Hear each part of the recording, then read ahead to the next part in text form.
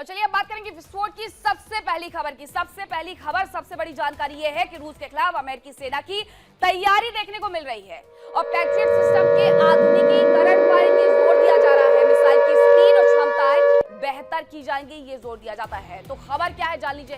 रूस के खिलाफ अमेरिकी सेना ने भी तैयारियां करना शुरू कर दिया है। हालांकि ये शुरुआत से देखा जा रहा था कि अमेरिका पूरी तरीके से खड़ी हुई है ज़ेलेंस्की के साथ। अब अमेरिका क्या कर रहा है, पैट्रियट सिस्टम के आधुनिकीकरण पर जोर दे रहा है।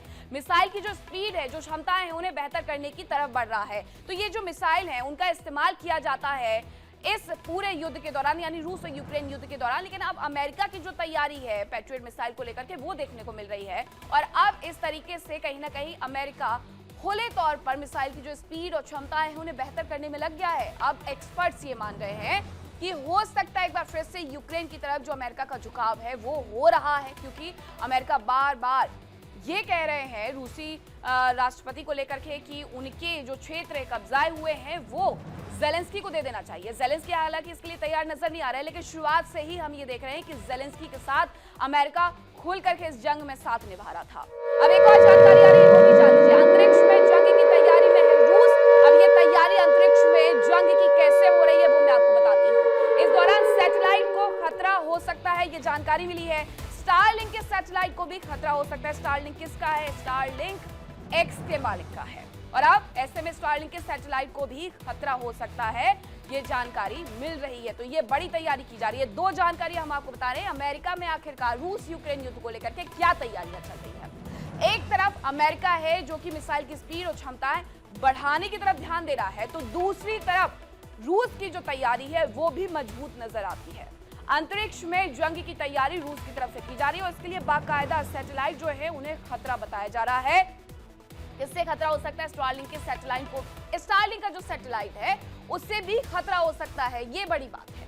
तो बात करते हैं रूस और यूक्रेन के बीच जो जंग चल रही है उसे लेकर के, जिससे 4 साल पूरे होने जा रहे हैं और अब इस जंग का सबसे विभत्स चेहरा सामने आ रहा है। रूसी सेना यूक्रेन पर लगातार हमले कर रही है और इस वजह से न केवल यूक्रेन की सेना को बल्कि आम लोगों को भी भारी परेशानी का सामना करना पड़ रहा है। अभी इस युद्ध ने कौन सा नया मोड़ लिया है, देखिए।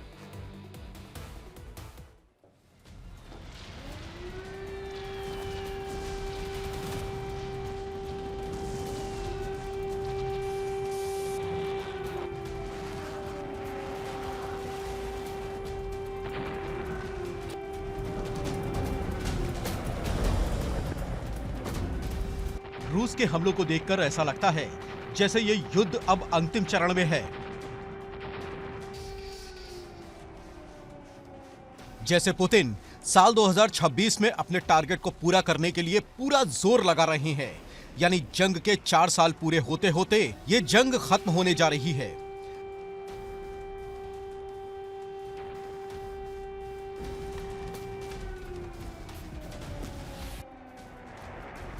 ज़ेलेंस्की यूरोप से लेकर अमेरिका के अधिकारियों के साथ बैठक कर रहे हैं।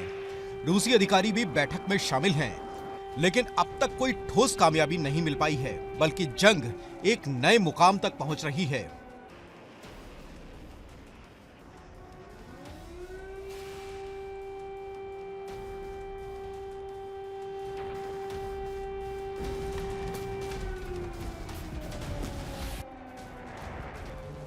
माना जा रहा है कि पुतिन नए साल में यूक्रेन के संपूर्ण संहार का आदेश दे सकते हैं।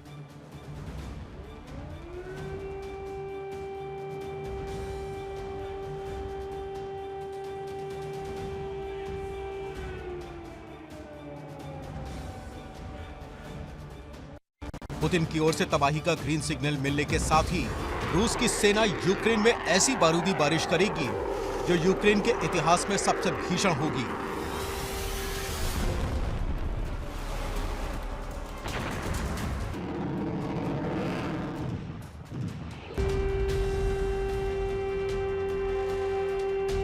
ऐसा लग रहा है जैसे नए साल में तबाही का नया एपिसेंटर पोक्रोवस्क बन सकता है, क्योंकि यहां रूसी सेना लगातार आगे बढ़ रही है।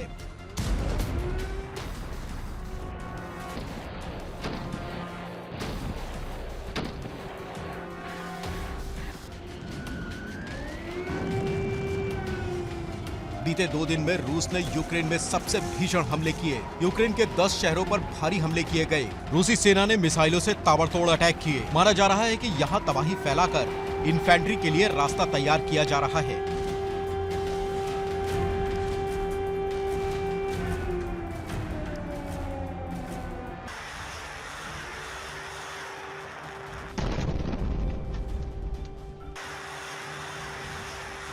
खबर है कि रूस की सेना अब डोनबास से आगे बढ़ रही है और नए इलाकों पर कब्जे की कोशिश की जा रही है।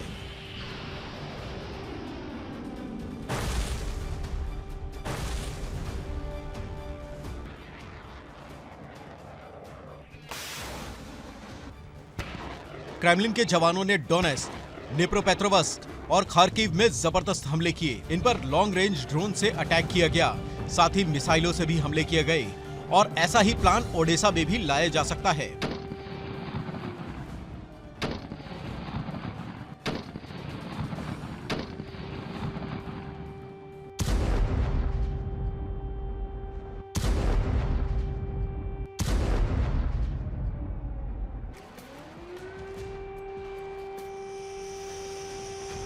खबरों के मुताबिक रूस ने कीव पर 10 ड्रोन अटैक किए। साथ ही ज़ेपोरिज़िया पर भी रूस की सेना ने हाईवे पर हमला किया, जिससे हाईवे को भारी नुकसान पहुंचा।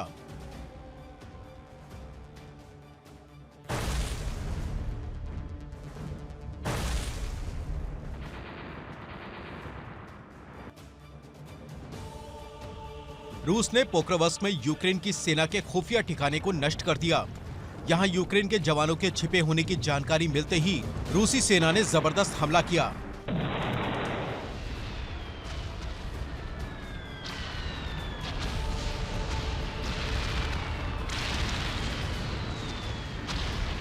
खबरों के मुताबिक रूस के हमलों में 4 लोगों की जान चली गई, जबकि 19 लोग जख्मी हो गए। इसके अलावा कई मिलिट्री पोस्ट को भी भारी नुकसान पहुंचा। साथ ही डिफेंस फैक्ट्री भी तबाह हो गई। इसमें ड्रोन और छोटे हथियार बनाए जाते थे।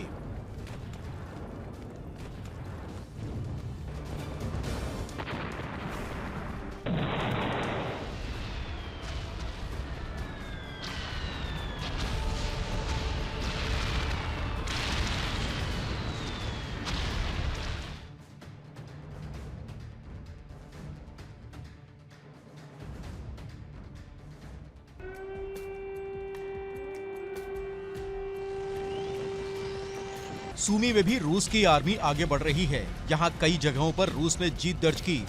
इसके अलावा ज़ेपोरिज़िया में नया कॉम्बैट ऑपरेशन शुरू किया गया है। साथ ही तोरेस्क में भी जबरदस्त तबाही मचाई गई। खबर है कि रूस ने यूक्रेन के खिलाफ 3 स्टेज में प्लान तैयार किया है। इसमें पहली स्टेज में 7 इलाकों पर कब्जा करने का प्लान है। इनमें Kharkiv, Donbas, Zaporizhzhia, निप्रोपेट्रोव्स्क, Kherson, Mykolaiv और ओडेसा पर हमला किया जा सकता है। जबकि दूसरी स्टेज में nuclear thermal power station, power supply sub station, gas pipeline, oil depot और कोयला खदानों पर हमले का प्लान है। इसके अलावा तीसरी स्टेज में बिजली ठप होने से लोगों में आक्रोश होगा। साथ ही 7 इलाकों में रूस समर्थित गवर्नरों की नियुक्ति की जा सकती है। जाहिर है कि रूस के हमले बेहद भीषण होते जा रहे हैं। इसके अलावा अब रूस ने नया मिशन शुरू किया है।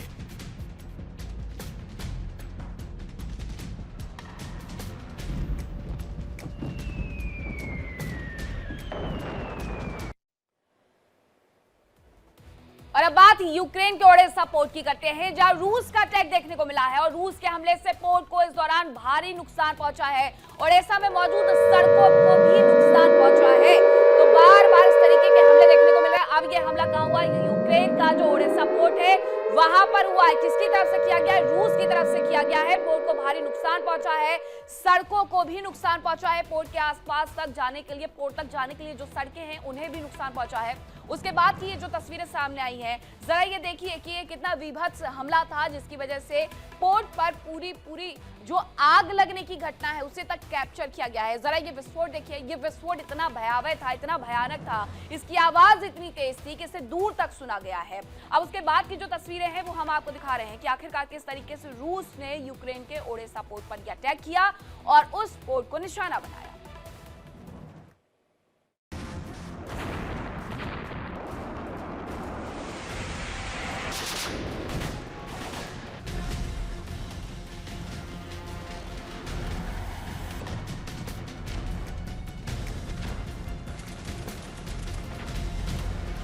पुतिन पूरी तरह से यूक्रेन का संहार करना चाह रहे हैं और इसके लिए पुतिन एक खास मिशन में जुटे हैं। पुतिन यूक्रेन को पूरी तरह से लैंडलॉक देश बना देना चाहते हैं ताकि यूक्रेन समंदर के रास्ते व्यापार के लिए दूसरे देशों पर निर्भर हो जाए। इससे एक ओर तो यूक्रेन को आर्थिक नुकसान होगा और दूसरी ओर रूस का क्रीमिया पूरी तरह से सुरक्षित हो जाएगा।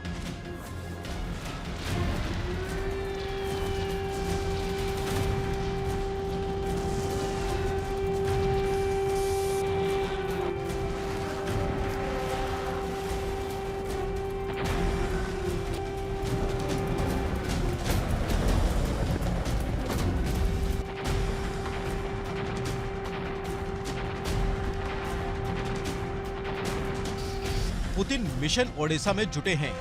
यही वजह है कि पिछले कुछ समय में यूक्रेन के पोर्ट सिटी ओडेसा पर हमले बहुत बढ़ा दिए गए हैं।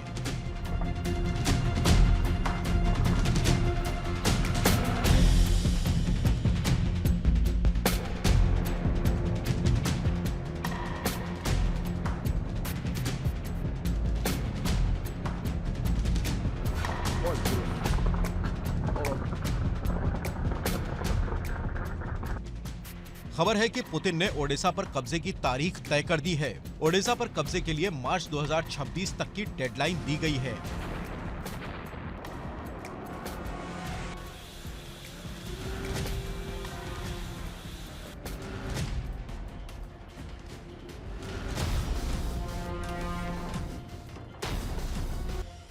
ओडेसा पर रूस के हमले कितने भीषण हैं, इसका अंदाजा राष्ट्रपति जेलेंस्की के बयान से लगाया जा सकता है। जेलेंस्की ने खुद माना कि ओडेसा में हालात बहुत खराब हो गए हैं। रूस के हमलों से इंफ्रास्ट्रक्चर को काफी नुकसान पहुंचा है।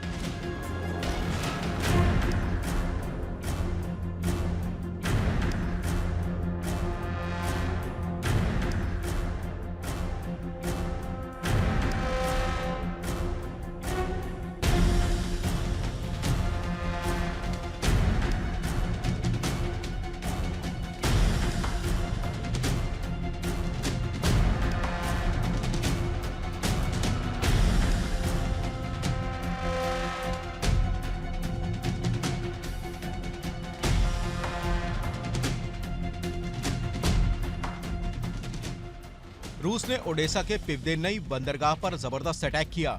यहां ऑयल स्टोरेज प्लांट पर हमला किया गया। बताया जा रहा है कि यूक्रेन का ये सबसे बड़ा ऑयल टर्मिनल है। हमले के बाद प्लांट में भीषण आग लग गई, जिसकी लपटें कई किलोमीटर दूर से देखी जा सकती थी।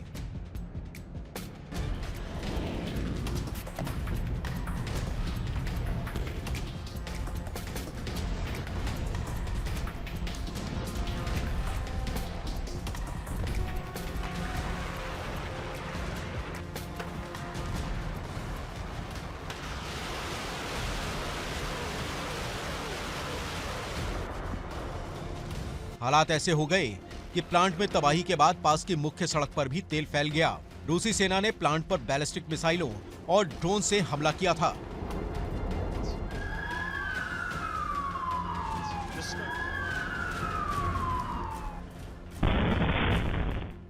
रूस की सेना ताइरोबा, ओडेसा एयरपोर्ट और पिवदेन्नई बंदरगाह पर जबरदस्त हमले कर रही है ताकि ओडेसा का यूक्रेन से संपर्क कट जाए। रूस की सेना ओडेसा में ग्राउंड ऑपरेशन शुरू कर सकती है।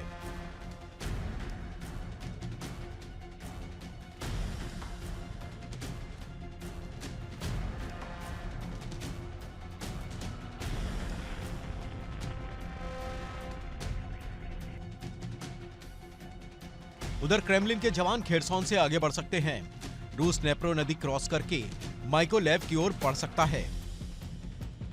ओडेसा को लेकर रूस किस कदर हमलावर है, इसका अंदाजा बीते करीब एक हफ्ते के हमलों से लगाया जा सकता है। पिछले हफ्ते रूस ने करीब 1300 ड्रोन से हमले किए। इनमें से लगभग 300 ड्रोन ओडेसा पर गिराए गए, जबकि करीब 1200 गाइडेड बमों से हमले किए गए।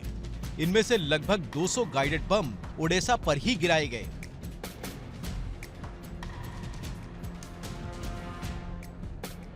रूस ओडेसा में रिहायशी इमारतों, power station, central heating plant यानी सीएचपी प्लांट को तबाह कर रहा है, जिससे कड़कड़ाती ठंड में लोग बेहद परेशान हो जाएं, जिससे ये लोग सड़क पर उतरकर जेलेंस्की पर समझौते के लिए दबाव बनाने लगे।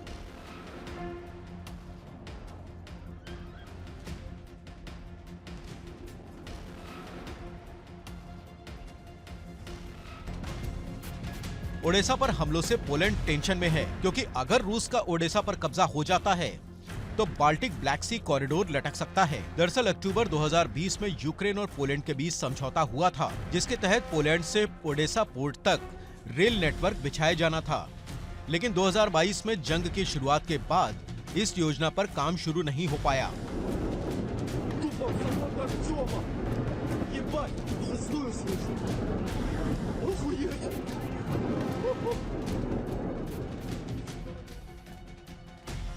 ओडेसा पर अटैक को देखते हुए कीव भी टेंशन में है। खबर है कि ज़ेलेंस्की दक्षिणी एयर कमांड के लिए नए कमांडर की नियुक्ति पर विचार कर रहे हैं और जल्द ही इस पर नए कमांडर की नियुक्ति की जा सकती है।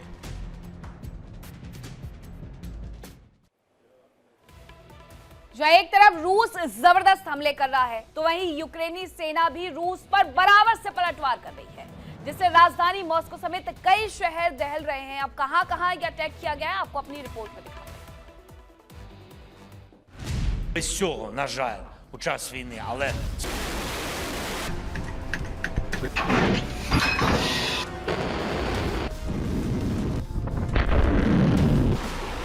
यूक्रेन के रूस पर जबरदस्त हमलों का सिलसिला भी जारी है।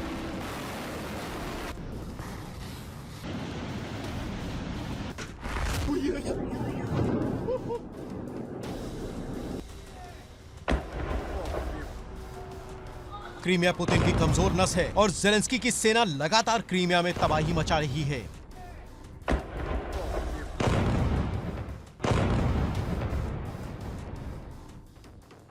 ज़ेलेंस्की के जवानों के हमलों की वजह से क्रास्नोदर में जहां 2 रूसी जहाज तबाह हो गए, तो वहीं एयरफील्ड पर खड़े 2 फाइटर जेट्स भी बर्बाद हो गए। बताया जा रहा है कि यूक्रेन के जवानों ने काला सागर के किनारे मौजूद क्रास्नोदर में 2 जहाजों पर ड्रोन अटैक किया।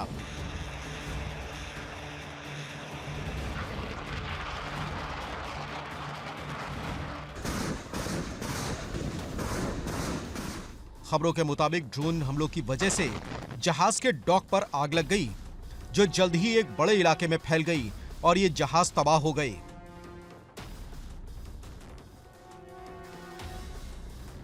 इसके अलावा क्रास्नोदर में ही एक पाइपलाइन को भी भारी नुकसान हुआ। इस पाइपलाइन में जबरदस्त आग लग गई।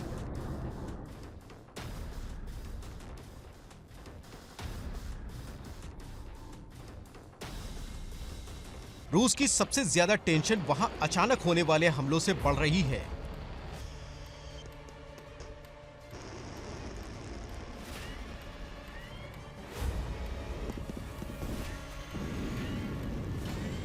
खबर है कि कर्च ब्रिज के पास करीब 10 किलोमीटर दूर बड़ा हमला हुआ, जिससे पुतिन की टेंशन बढ़ गई, क्योंकि कर्च ब्रिज के पास कई एयर डिफेंस सिस्टम तैनात हैं।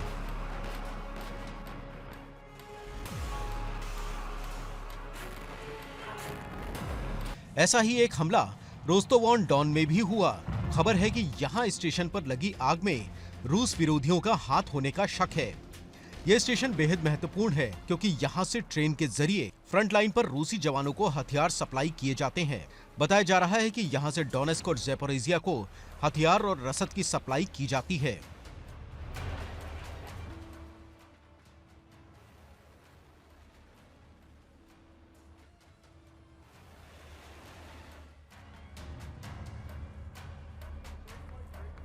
क्रीमिया के लिबेत्स्क में भी अचानक रूसी सेना के 2 फाइटर जेट्स में आग लग गई। यहां एयरफील्ड पर मौजूद सुखोई 30 और सुखोई 27 में आग लग गई। इसमें यूक्रेन की खुफिया एजेंसी HUR का हाथ होने का शक है।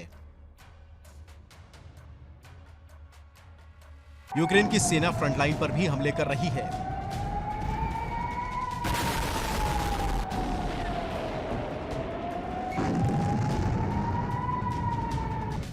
बताया जा रहा है कि यूक्रेन ने MiG-29 से रूसी सेना पर जबरदस्त अटैक किए। इसके अलावा यूक्रेन अब इंटरसेप्टर ड्रोन से भी हमले कर रहा है, जो रूस के महंगे ड्रोन के मुकाबले काफी कारगर हैं।